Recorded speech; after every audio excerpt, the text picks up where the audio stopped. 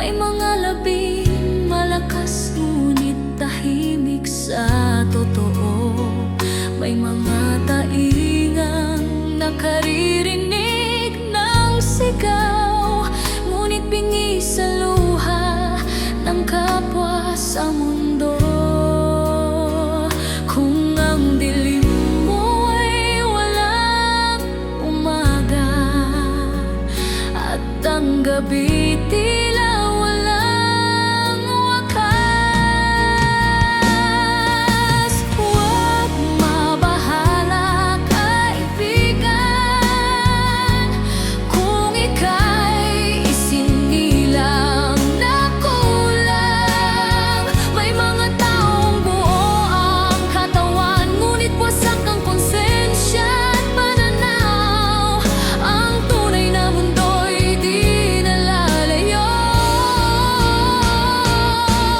Mas marami ang bulag sa damdamin, di nakakakita, di nakakarinig, ngunit patuloy na nagkukunwaring gising.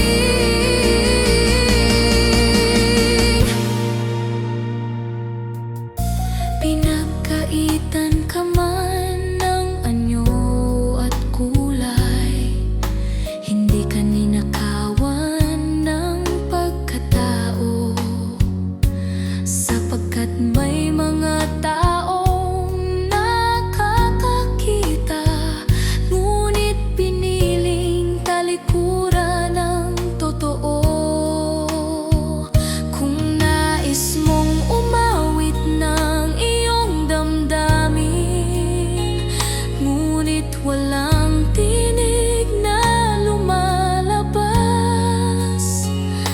alalahanin ang puso'y may wika na higit pa sa sigaw at lakas.